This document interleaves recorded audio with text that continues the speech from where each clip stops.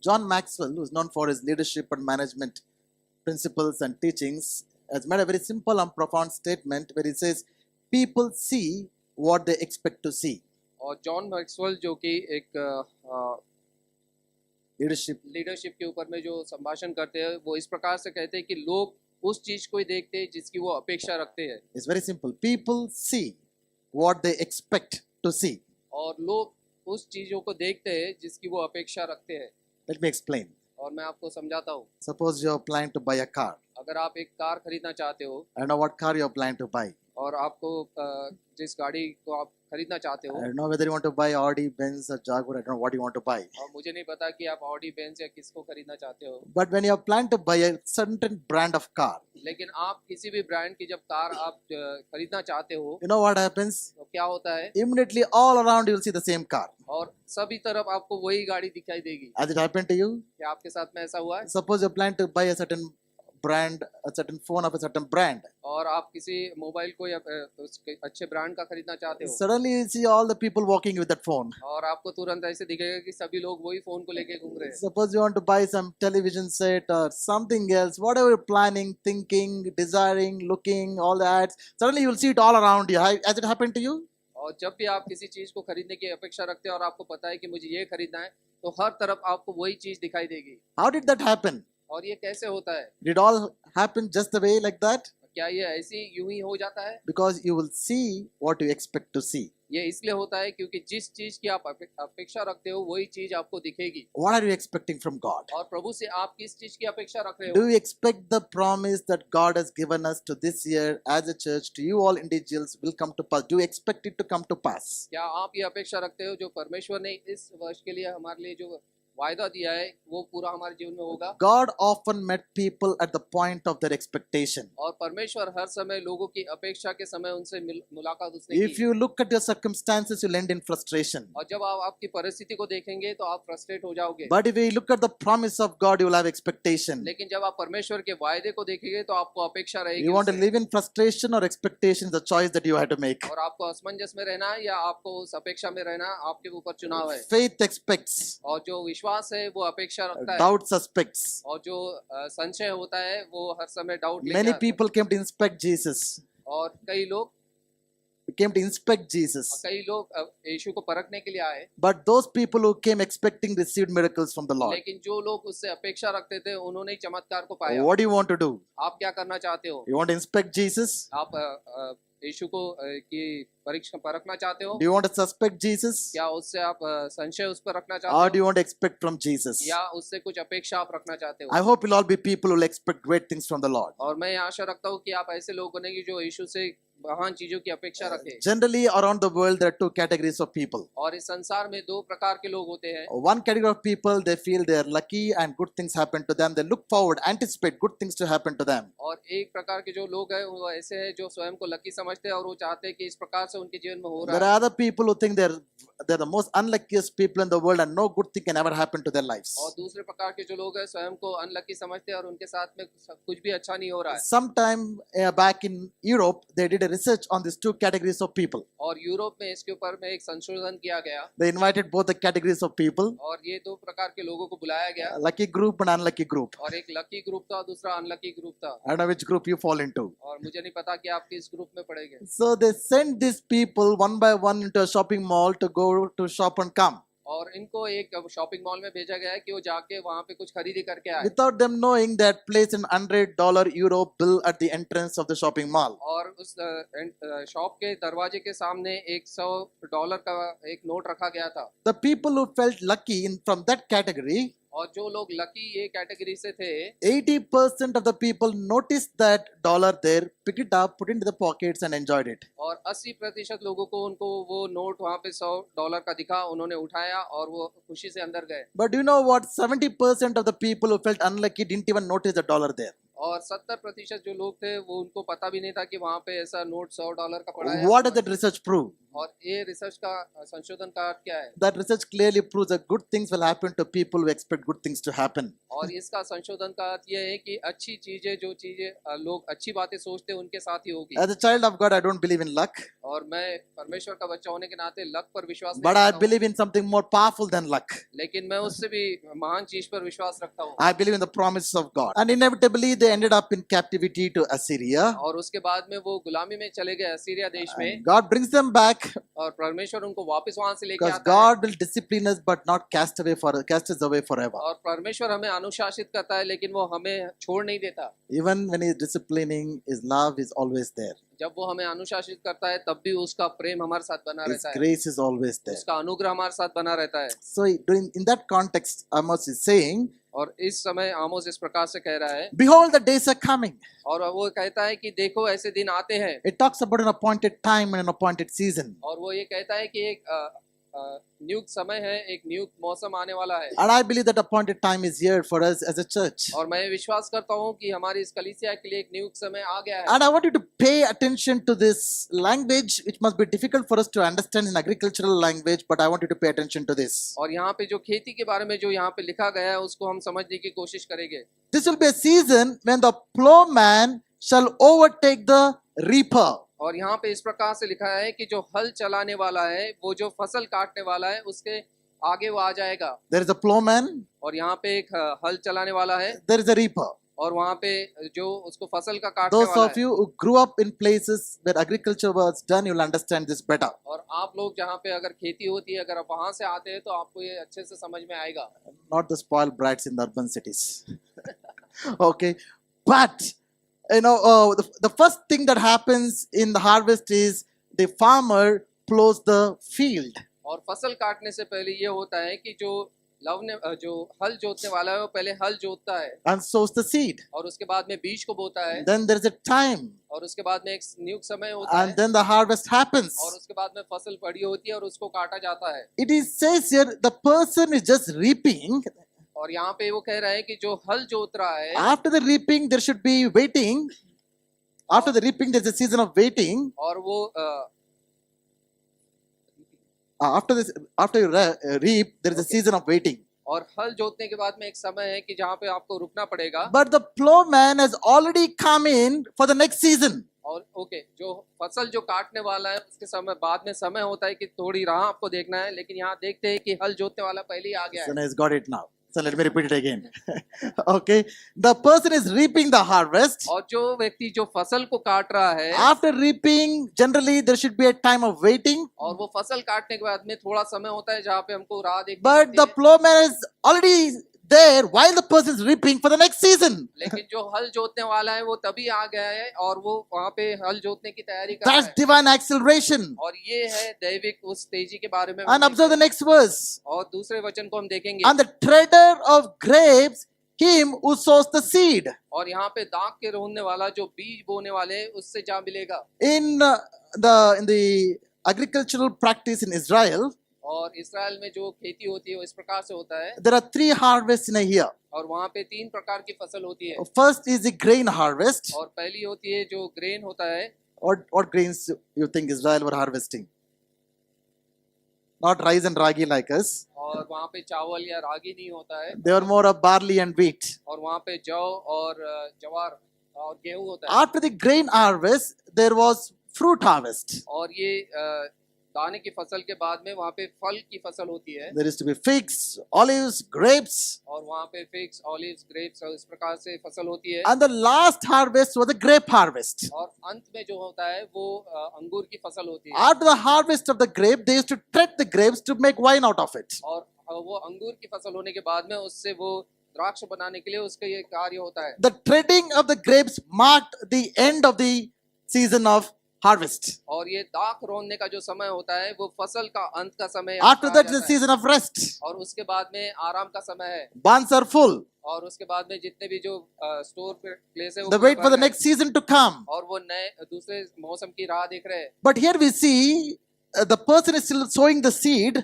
और यहाँ पे हम देख रहे हैं कि जो बीज बोने वाला है In the first season, वो पहले मौसम में जो बीज बो रहा है, but already the treader of grapes has come. लेकिन जो वो दाख रोने वाला है वो तब भी आज पहुंचा है। So we see an acceleration in the way God is bringing an overlapping of seasons. और यहाँ पे हम देखते हैं कि जो एक मौसम दूसरे मौसम के ऊपर में ओवरलैप हो रहा है, There's a compression of time here. और यहाँ पे जो समय है वो छोटा हो गया है, There are overlapping of seasons here. और जो मौसम है वो एक दूसरे के ऊपर आ रहे Here हैं, is suspension of time here. और जो समय है वो कम होते जा रहा है। What this promise tells us is this. और ये वचन हमें वायदा क्या कहता है? What would generally take for years to happen in our life, God is able to make it in a moment in His appointed season. और वो इस प्रकार से कह रहा है, जिस कार्य को हमारे जीवन में पूरा होने के लिए कई वर्ष लगेंगे वो एक मौसम में पूरा हो जाएगा।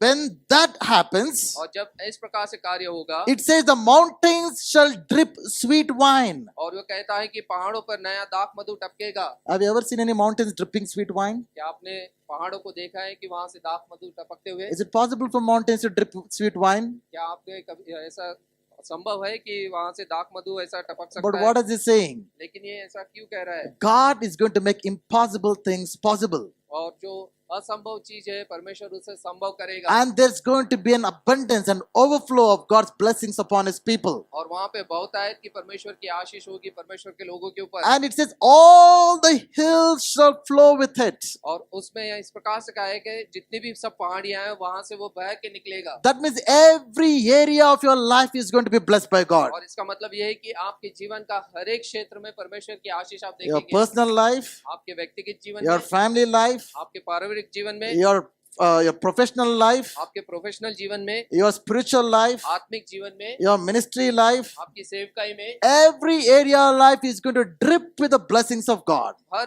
परिस्थिति में, हर स्थिति आपके जीवन में परमेश्वर की आशीषों को आप देखेंगे। Wow, that's going to happen when God accelerates His work in your life. और ये तब होगा जब परमेश्वर अति तेजी से, दिव्य तेजी से आपके जीवन में कार्य Up करेगा। to this point, many of you have been only experiencing season of problems after problems. अभी तक के कई लोगों ने हमारे जीवन में समस्या के ऊपर समस्या देखी है, You've been experiencing crisis after crisis, और आपकी परिस्थिति बिगड़ती बिगड़ती गई है, sickness after sickness, और बीमारी के बाद बीमारी, issue after issue. एक परिस्थिति के ऊपर दूसरी You परिस्थिति। just handled one problem and you thought that somehow you managed, and again there's a big problem waiting for you. और आपने एक परिस्थिति को संभाला और तुरंत दूसरी परिस्थिति उससे भी बड़ी आ जाती है। You went to the doctor, found some medicines for your sickness. The sickness is about to recover, but you discover some of the big sickness has come upon you. आप डॉक्टर के पास में गए, उसने आपको कुछ दवाई दी, आप उससे उभर ही रहे हैं तो एक और बड़ी बीमारी आपके पास आ गई है। So far you might have only been used from running from problem to problem, issue to issue, crisis to crisis, trouble to trouble. But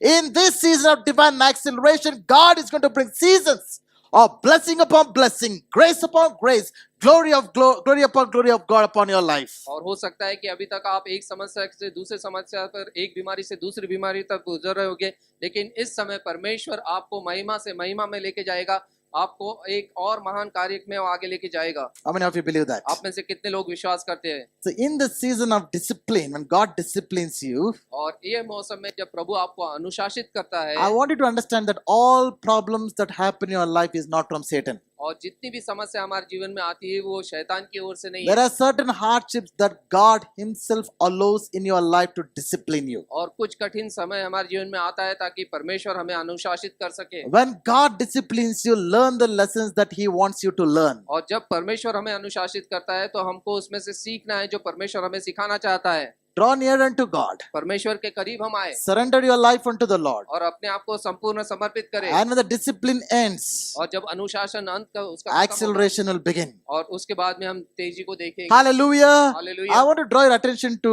two of the miracles in the New Testament performed by Jesus. और नए नियम में जो दो चमत्कार है यीशु मसीह ने किए उसके हम ध्यान देंगे। I hope I get sufficient time to cover both of that, और मुझे समय मिलेगा कि मैं इसे पूरा करूं, but definitely one for sure.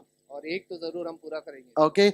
I would draw most of the miracles have an element of divine acceleration in it. और जितने भी चमत्कार यीशु ने किए उसमें हम देखते हैं कि वहाँ पे दिव्य तेजी को हम देखते हैं। And I want to draw your focus to the first miracle that Jesus performed in the New Testament. और जो पहला चमत्कार यीशु मसीह ने नए नियम में किया उसकी ओर हम अपना लक्ष्य Which is लगाएंगे। the first miracle that Jesus performed? कौन सा चमत्कार था जो यीशु ने पहले किया?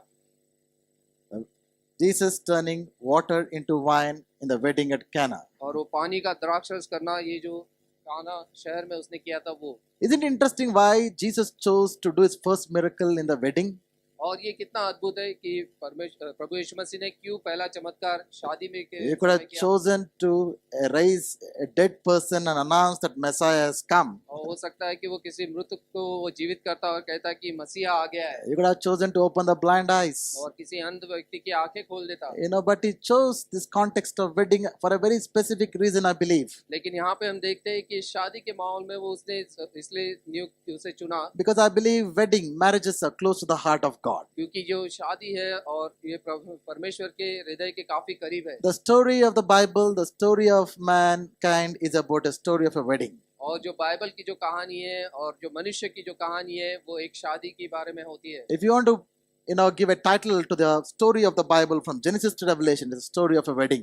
और अगर उत्पत्ति से लेकर रेवलेशन तक के आप अगर देखेंगे तो ये एक कहानी है, एक शादी की कहानी इसमें लिखी The गई है। story begins in Genesis with a wedding और उत्पत्ति में एक शादी से इसकी शुरुआत होती है that did not last well for too long. और वो लेकिन काफी दिनों तक वो नहीं चली। But at the end of the history of mankind, in the book of Revelation, we see a grand wedding, a wedding of all the weddings. लेकिन प्रकटीकरण में जो अंत की पुस्तक में हमें देखते हैं मिलता है कि जो एक महान एक शादी होने वाली है वो सब शादियों से बड़ी होगी। Jesus is our bridegroom. और यीशु हमारा दूल्हा है We are our bride. और हम We are his उसकी- bride. और हम उसकी दुल्हन है। And there's going to be a wedding celebration of 7 long years. और वो 7 वर्षों तक का वो आनंद मनाया जाएगा। How many get excited about weddings? और आप में से कितने लोग उत्साहित होते हैं जब शादी होती है? Sometimes we get more excited than the bride and the bridegroom. और दूल्हा दुल्हन से ज्यादा हम लोग कई बार उत्साहित हो जाते हैं We plan what dress to wear. और हम तैयारी करते हैं कि हमको किस प्रकार Some से even कपड़े go पहनने for our own shopping. हैं। और हम हमारी शॉपिंग के लिए हम जाते हैं You do whatever you want in the wedding. Nobody is going to notice you.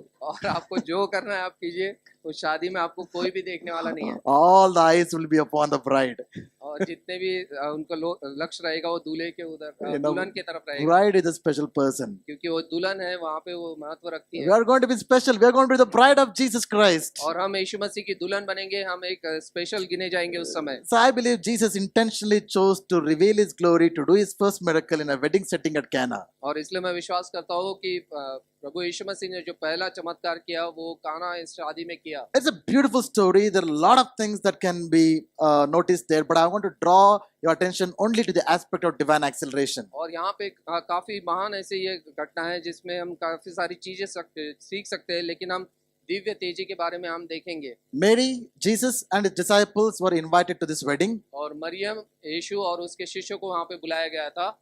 Those days, wedding was not like the way it happens in our times. और उस समय की जो शादी है आज के समय के हिसाब से नहीं होती थी। In our time, everything finishes in the evening.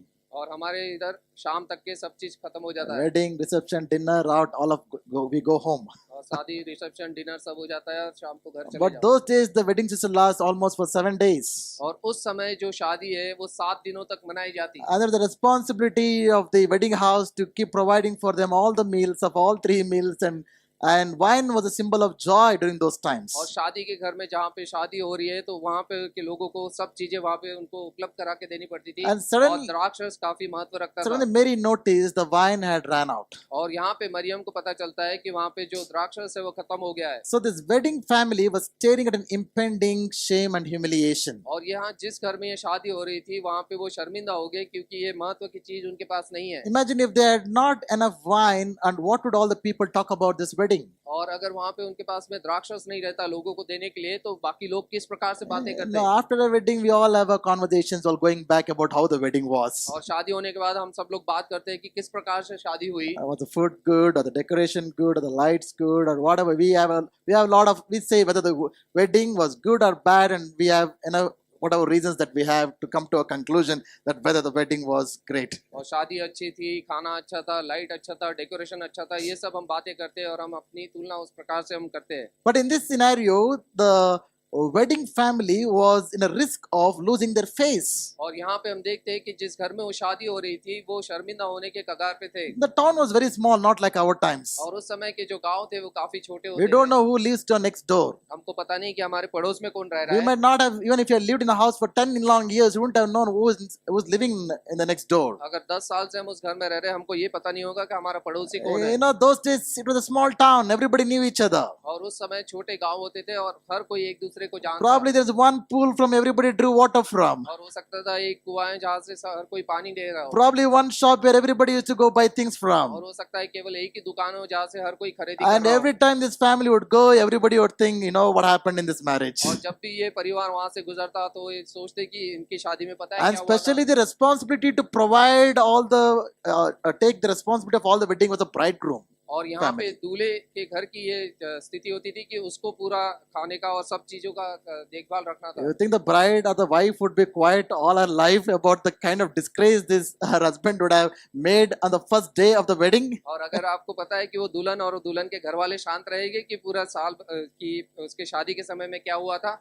So they were in a risk of being humiliated and disrespect at that moment. और ये ऐसा मौका था कि जब वो शर्मिंदा होने वाले हैं और वो एकदम निराश होने वाले हैं। Are we in such kind of situation now in lives today?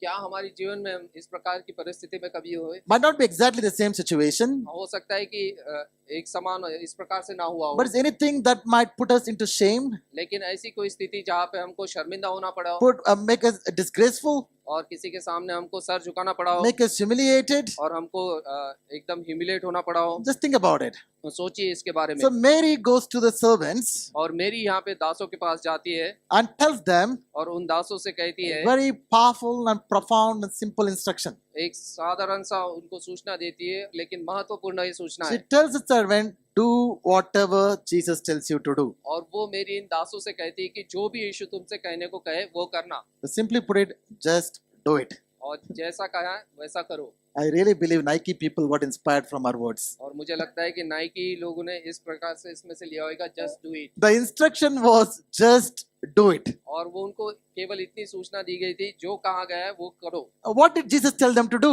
और यीशु उनसे क्या करने को कहता है? There were 6 jars of water और वहाँ पे 6 बड़े गमले थे जिसमें पानी रखा that गया was था। used for Jewish rites. और वो यहूदियों की जो रीति रिवाज थे उसके लिए रखे गए थे। Each jar had a capacity of holding 30 gallons of water. और एक एक जो मटका था उसमें 30 गैलन मतलब का पानी रखा जा सकता है। So 30 into 6, the capacity of the jars was 180 gallons of water, और 180 गैलन पानी उसमें डाला जा सकता था, which is equivalent to 680 liters. और 680 लीटर के करीब ये है। Imagine how much of work for the servants to fill 680 liters of water. और 680 लीटर का पानी इन मटकों में डालना है तो ये कितना बड़ा काम उनके दासों के लिए है। And they filled the jars with water to the brim.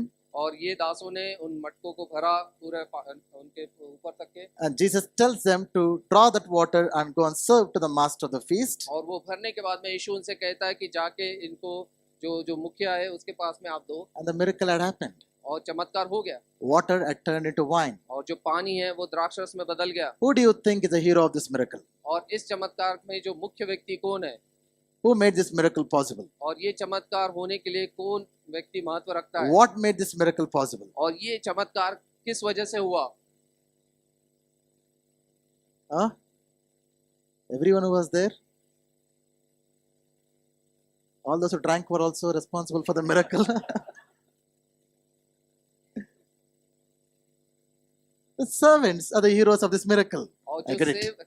जो सेवक है वो इस चमत्कार में महत्व रखते हैं। The heroes of this miracle are the servants. और इस चमत्कार के जो मुख्य जो व्यक्ति है वो दास है। I want you all to imagine this. आप थोड़ा सा सोचिए इसके बारे में। If you were servants there अगर आप वहाँ पे अगर सेवक होते and Jesus were to tell you, और यीशु आपसे कहता fill these jars with water, और इन मटकों को तुम पानी से भरो, what would be your response? आप क्या कहते? You said yes? आप हाँ कहते? The first question would be why? पहला प्रश्न होता है क्यों भरना है? What we need is wine. और हमको द्राक्षरस चाहिए। Are you kidding? You're asking us to fill water in these jars? क्या आप मजाक कर रहे हैं कि इनको पानी से भरने के लिए आप कह रहे हो? No, today we ask a lot of questions. आज हम काफी प्रश्नों को हम पूछते हैं। Whenever God speaks to us, जब भी परमेश्वर हमसे बात करता है, what are we doing? हम क्या कर रहे हैं? Are we asking questions? क्या हम प्रश्न पूछ रहे हैं? Or are we simply obeying? क्या हम उसका आज्ञा का पालन कर रहे हैं? Now, many times what God speaks to us doesn't make any sense to a natural mind. और कई बार जब परमेश्वर हमसे बात करता है तो हमारे जो स्वाभाविक दिमाग में हम समझ नहीं पाएंगे क्यों है। Any miracle you see in the scripture doesn't make sense to a natural mind. और परमेश्वर का जितने भी चमत्कार हम देखेंगे उसके वचनों में हमारे स्वाभाविक दिमाग से हम नहीं सोच सकते कि ऐसा When होगा। God speaks to us something, लेकिन जब परमेश्वर हमसे कुछ बात करता है our response should be just do it without asking any questions. तो हमारा जो प्रतिक्रिया ऐसी होनी चाहिए कि हमको केवल करना है बगैर कोई प्रश्न पूछे। What is God speaking to you? परमेश्वर हमसे क्या बात कर रहा है? Is He asking you to pray more? क्या वो आपसे अधिक प्रार्थना करने के लिए कह रहा Is है? He asking you to draw more closer to Him? क्या वो कह रहा है कि मेरे और करीब तुम आओ? Is He asking you to live a more consecrated life? और वे चाहता है कि तुम एक अलग जीवन व्यतीत करो। Is He asking you to address a certain behavior flaw in your life? और वो ये चाहता है कि तुम्हारे कैरेक्टर में अगर कुछ गलत है तो उसको तुम सही करो। Is He asking you to connect with somebody and minister to him? क्या वो चाहता है कि आप किसी से जुड़ के उनकी सेवकाई करो? Is He asking you to serve Him? या किसी की आप सेवा करो? Is He asking you to forgive somebody? किसी को आप माफ करो? God can speak innumerable things in innumerable ways. और परमेश्वर कई अलग अलग तरीके से हमसे बात कर सकता But the है। question is, what is your response? लेकिन मेरा प्रश्न ये है कि हमारा प्रत्युत्तर क्या है What made this miracle possible? और ये चमत्कार क्यों हुआ? Where is the divine acceleration in all of this? और यहाँ पे हम कैसे देख सकते हैं कि दिव्य तेजी इस चमत्कार में? How much time it would be needed to make 680 liters of wine? How much time it would take? और 680 लीटर अगर द्राक्षरस बनाना है तो उसके लिए कितना समय लगेगा? First, the grape seed has to be sowed. और पहले द्राक्ष के जो बीज है उसको बोना है। Then wait for the season of harvest. उसके बाद में उस फसल को निकालने के समय Then देखना है। tread those grapes to make juice out of it. और उसके बाद में उन द्राक्ष को रोनना है ताकि उसका जूस निकाल Then सके। keep it for fermentation for years. और उसके बाद में फर्मेंटेशन के लिए उसको कई वर्षों तक रखना And पड़ेगा। then you have the wine of your choice. और उसके बाद में हम देखते हैं कि उस प्रकार से द्राक्ष रस What बनेगा। would naturally take years, Jesus did it in a moment. और जिस चीज को कई वर्ष लगेंगे होने के लिए परमेश्वर ने उसे तुरंत किया। That's divine acceleration. और वह देखते हैं दिव्य तेजी को। Hallelujah. Hallelujah. And what made this divine acceleration possible? और ये किस वजह से ये दिव्य तेजी आई? It's obedience of the servants. और वह है कि आज्ञा पालन इन सेवकों का। What is going to bring divine acceleration in your life? आपके जीवन में ये दिव्य तेजी कैसे आएगी? It's the same thing, obedience. और उसी प्रकार से कि आप आज्ञा का पालन करें। Nothing is going to happen in your life by just hearing the word. और आपके जीवन में कुछ भी नहीं होगा जब आप केवल परमेश्वर के वचन को Nothing is सुनेंगे। going to happen by coming, sitting in this place. Oh, great sermon. और आप यहाँ पे आके बैठे होंगे कहेंगे अच्छा महान उपदेश आप दे रहे हो। But it's only going to happen when you obey what God is asking you to do in your life. लेकिन वो तभी होगा जब आप परमेश्वर की आज्ञा का पालन करोगे। When do you think the miracle happened? आपको क्या लगता है कि वो चमत्कार कब हुआ? I'll give you 3 options. मैं आपको 3 ऐसे ऑप्शन दूंगा। Did the water turn into wine before the servants could take it out and serve people? और सेवकों ने वो पानी को लेके उधर लोगों को बांटने से पहले वो हुआ। That's option A. वो पहला ऑप्शन ये है। Option B is, do you think while they took the water and were and on the way to serve, did the water turn into wine? That is option B. और पानी लेके जब वो जा रहे थे तब वो चमत्कार हुआ। और option B. Or option C is after they served, did the water turn into wine? और तीसरा ये है कि जब उन्होंने उसको सर्व कर दिया उसके बाद में पानी द्राक्षरस में बदल गया। When do you think the miracle happened? आपको क्या लगता है चमत्कार कब हुआ? Huh? 3? 3? You think after the wine was given to the master feast, then they understood the water turned into wine? और आपको क्या लगता है कि जब उन्होंने वो पानी को जो मुखिया था उसके पास में दिया तब उसके बाद में वो चमत्कार हुआ और उसके बाद में द्राक्षरस बना? And if we read this text carefully, even though there is ambiguity and silence there, और जब हम इसको गहराई से पढ़ेंगे हो सकता है कि इसमें अभी काफी अच्छे से लिखा but I नहीं है। strongly believe, in my personal opinion, that while they were taking the water to serve, the water turned into wine. और मैं ये सोचता हूँ कि जब वो पानी लेके जब जा रहे थे और देने के लिए उस समय वो चमत्कार वहां पे हुआ। And that is the same pattern we see in the Gospel of John. और यूहन्ना के पुस्तक में हम इसी प्रकार से देखते हैं। Here the centurion who had come, whose daughter was sick. और यहाँ पे वो मुखिया आता है जिसकी बेटी बीमार है। He says, just speak a word. और वो कहता है कि केवल वचन बोल। And while he is on his way, his servant is healed. और जब वो वापस जाता है तब उसका जो सेवक है वो चंगाई पाता And the है। other group of lepers who come to Jesus once. और जब वो कोढ़ी आते हैं यीशु के पास में, So Jesus said, go and show forth yourself to the और priests. यीशु उनसे कहता है कि जाओ अब याजकों को जाके So दिखाओ। the miracle happened while they were on their way. और चमत्कार हुआ जब वो उस प्रकार से जा रहे थे। So John is a way of communicating how the miracle happened. और जवान इस प्रकार से यूहन्ना बताता है किस प्रकार से चमत्कार की घटना So हुई I है। believe these servants took a risk of taking water. और मैं ये सोचता हूँ कि ये सेवक है, उन्होंने एक रिस्क लिया कि ये पानी को जाके वो बांटने लगे। I want to imagine for a moment. आप इसके बारे में थोड़ा सा सोचिए। What if the water wouldn't have turned into wine and they would have served water? और अगर वो पानी द्राक्षरस में नहीं बदलता और वो लोग पानी ऐसे लोगों को बांटते, What would have happened? क्या होता? They would have been beaten black and blue. और लोग उनको पकड़ के मारते। You're saying you fella come and serving water to us saying it is wine? और तुम ये द्राक्षरस कह के तुम पानी हमको बांट रहे हो। Don't you think we should appreciate the faith and the risk that the servants took? और ये जो रिस्क इन सेवकों ने लिया और उनका जो विश्वास था, हम उनकी सराहना करनी चाहिए। Faith takes risk. और जो विश्वास है वो रिस्क लेके In आता है। fact, faith is spelled as R-I-S-K, risk. और जो विश्वास है उसको RIS के रिस्क इस प्रकार से कहा जाता है। How many of you think you have faith? आप में से कितने लोगों में विश्वास है? Come on, lift your hands high.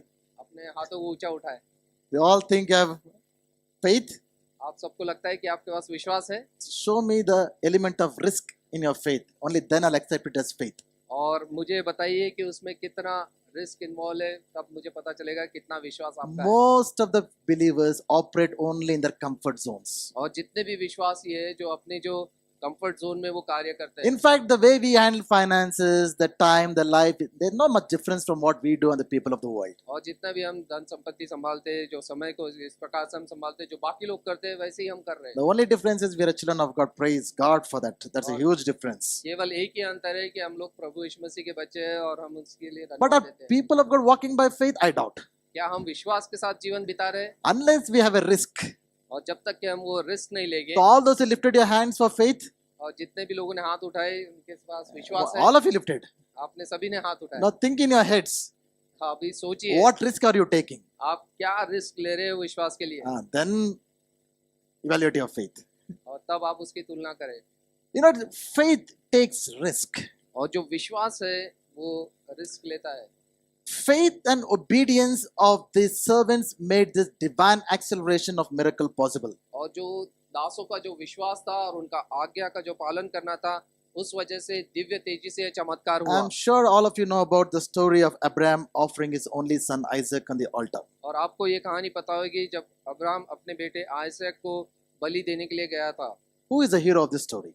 और उस कहानी में जो मुख्य पात्र कौन है? In Genesis 22, और उत्पत्ति इसके 22वें अध्याय में God comes to this old man. Abraham is 120 plus years old now. और वो 120 वर्ष से भी अधिक है। अब्राहम के पास में परमेश्वर He आता है tells Abraham, I want you to take your only son whom you love and place him on the altar. और वो कहता है कि अब्राहम को तेरा जो अकेला जो बेटा है उसको जाके तू उस वेदी पे चढ़ा। And Abraham goes on a 3-day journey, climbs up to the mountain. और वो 3 दिन की यात्रा करके उस पहाड़ पर वो जाता He है offers his son, only son Isaac on the altar. और वो आइसैक को जो कि उसका एकलौता पुत्र है उसको उस बलि पे As चढ़ाता he है। lifts his knife to kill his beloved son, और जैसे ही वो छुरे को उठाता है अपने बेटे को मारने के I लिए, don't know how many of you do if God would ask you to place your children on the altar. और मुझे नहीं पता आप में से कितने लोग करेंगे अगर आपको परमेश्वर इस प्रकार से कहे करने के लिए। Between the knife and the body, there was a voice of God. और जो वो छू रहा था और वो बच्चा जहाँ था उसके बीच में परमेश्वर की आवाज आती है God stops him from killing. और परमेश्वर उसे रोकता है उसे God मारने provides a ram instead. से। और परमेश्वर उसे एक मेमना देता है। There, Abraham experiences God as Jehovah Jireh. और वहाँ पे अब्राहम को अनुभव होता है यहोवा ईरे का। They both walked down after great experience of worship and encounter with God. और उस महान अनुभव को करने के बाद में वो लोग परमेश्वर की आराधना Their करके वापस आते generations हैं। are blessed because of them. और उसके बाद में कई युगों की सदियां We are blessed because of the faith and sacrifice that they made. और हम आशीषित है क्योंकि उन्होंने जो बलिदान किया उसके लिए। Now my question is, और मेरा प्रश्न ये है, who was the hero of the story? और उस कहानी का मुख्य पात्र कौन था? Of course, there are only 2 people there. और वहाँ पे केवल 2 ही व्यक्ति है And of course, God. और परमेश्वर है। God is always the hero. परमेश्वर हर समय हीरो है। So who is the hero between Abraham and Isaac? Isaac और अब्राहम में कौन एक मुख्य पात्र Come on, रहता choose है? one person. और एक व्यक्ति का आप चुनाव कीजिए। How many if we say Isaac? आप में से कितने लोग आइसैक कहते हैं? 1, 2, 3, 4. 1 2 3 4। How many if we say Abraham? आप में से कितने लोग अब्राहम कह रहे हैं? Both the some are saying yes to both, some are no to both. We all talk about the faith of Abraham. Of course, he's the epitome of faith. और वो सही में वो विश्वास का प्रतीक अब्राहम है, For him to take his only son, lay on the altar, required faith. और उसको अपने इकलौते पुत्र को उस वेदी पे चढ़ाने के लिए विश्वास की जरूरत है। Somehow he had the faith to believe that he's going to come back with his son. और उसको ये विश्वास था कि वो अपने बेटे के साथ में वापस आएगा। But it's not just the faith of Abraham, लेकिन वो केवल अब्राहम का विश्वास वहां पे नहीं है, it is the obedience of Isaac लेकिन वहां पे आइजक का आज्ञा पालन भी है, that made this miracle possible, और उस वजह से ये चमत्कार हुआ, that made the generations to be blessed. और उसके वजह से युगों युगों तक की सदियां आशीषित हुई। Do you know how old Isaac? We have an Isaac here. Be an Isaac. Obey God.